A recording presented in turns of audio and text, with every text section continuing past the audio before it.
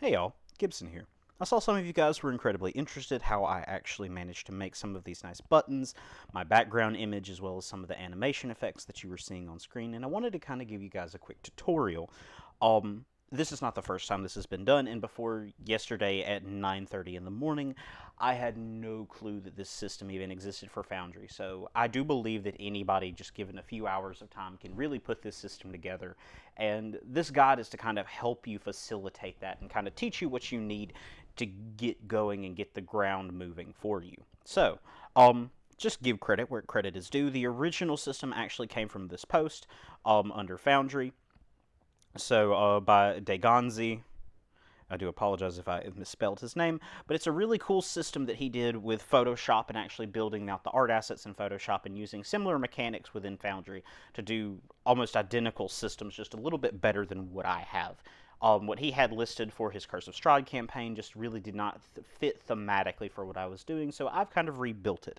And we're going to kind of go over this tutorial in three separate parts: the background image, the actual practical effects that we see on screen, as well as the actual nifty buttons that you're seeing in Foundry itself.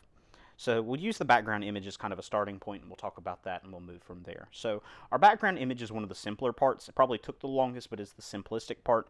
All you have to do is use something like GIMP, and what we did is I took an image on the left-hand side of a generic stock pirate battle that was free license to use, scaled that layer up.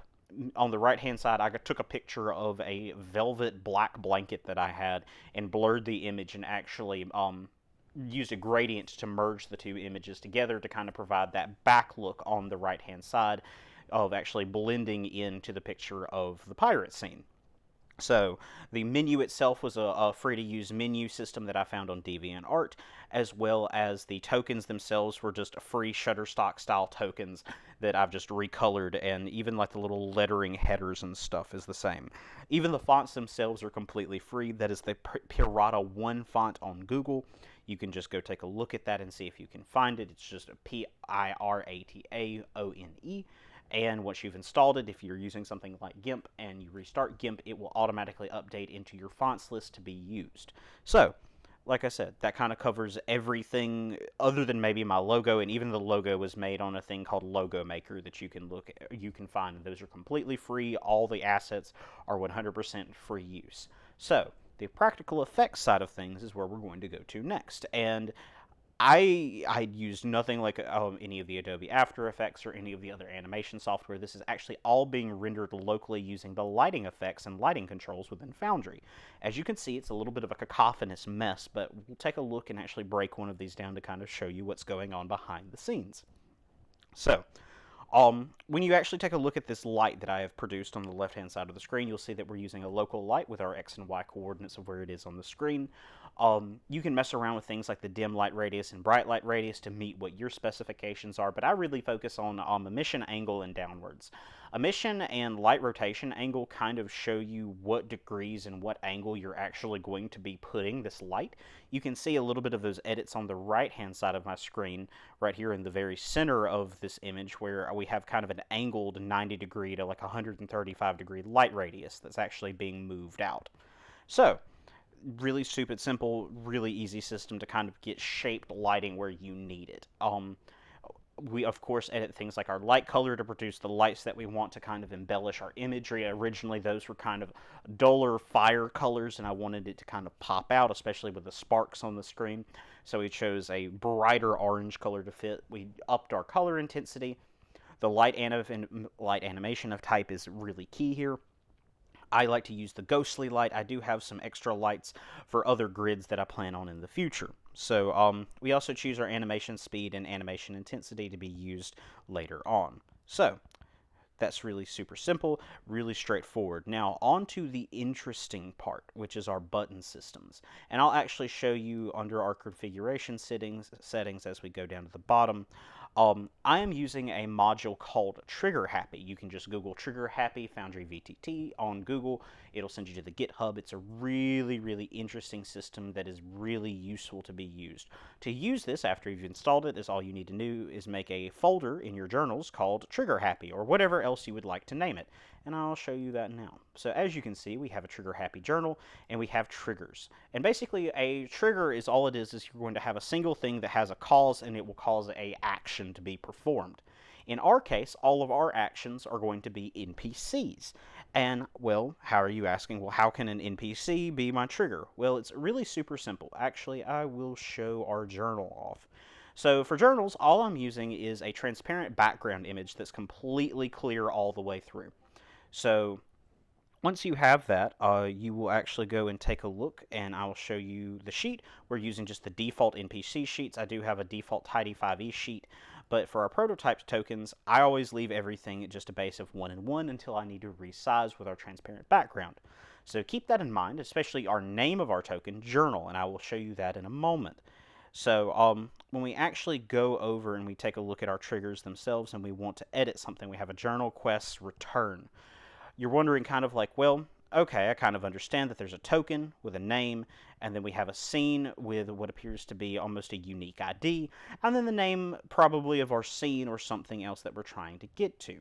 So we'll take journal as our top primary example here. So it's super simple, all you have to do. So we'll actually break this down in order. So the syntax is going to be at token, and then inside of your square brackets, you're going to put the name of your specific token, of the NPC that you want, in our case, journal. And after you've done that, you're probably wondering, well, how do we get this nice little ID and the nice squiggly brackets and the name of our landing page, especially if you don't know what this value is going to be?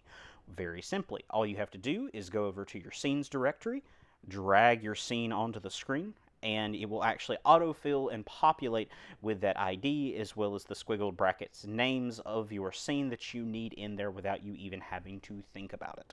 So all we do from there is we save, and you will see that it actually returns back out. And you can see that we have a nice pretty listing with a token and a reference link to a folder or to a scene. You can also do this where you have other things like these journal entries at the very bottom here, and I'll show those on later in this little tutorial, that you can actually do it where you have a token and you can click it and it will actually open up journal entries or other actual triggers and actions and effects that you can have on your Foundry tabletop. So after we have done that, we need to go actually take a look at our buttons themselves. And as we mentioned, we actually have a NPC. That's all this is just an NPC sheet that we have. And I'll take this journal for example. So once you've clicked on it, we're going to right click it and take a look at our settings for the actual thing, or for the actual token itself. You see your token image path, and that's to our transparency. And I like to edit my width and my heights to actually be a bit more dynamic, so my players have a little bit of wiggle room when they want to click on one of these buttons that I have created to move. So as a secondary example, just as a note if you did not know, you can actually set decimal widths. So you don't have to have a whole number widths to get where you need to go. It's a very fine-grained detail of how big your buttons and how big your NPC character sheets, which are going to be your buttons, they're actually sized. So we'll take a look at journal, and we will talk about that last a little bit. I will say that there are sometimes little bits of bugs that we have to take a look at, and unfortunately this is one of those moments. Sometimes the things can de-render and descale. I am still working on that problem, but we'll go back and we'll try again. So you see when we loaded back in again, if your players are having that problem, you can just drag them back to the landing page and just have them click again.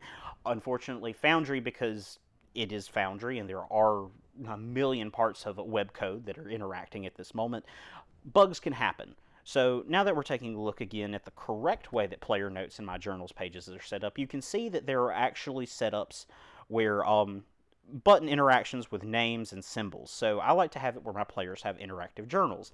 And as you remember, when we take a look back over here at our triggers, you can see that we have journal entries under our triggers. So you can take a look and you can see we can click on Nimeron's journal entry with her name in Celestial. And you can see that it opens up a journal specifically for her. So you can see that these button systems and these animations and these interesting parts all kind of cohesively work together using triggers. And like I said, it's a very simple system. It does have a few bugs here and there, but the times that it works, I would say, is 30 to 1, where 30 clicks or 35 clicks to 1 click doesn't work. So personally, I recommend this. I really like this system. Of course, just with any module, it does have its settings, drawbacks, and uniqueness of things that you'll have to work around. But all in all, it's a wonderful system. With that being said, I hope you enjoyed this video, and if you have any comments, questions, or concerns, just leave them in the comments of the original post, and I will be glad to get back to you. Thank you, and have a wonderful day.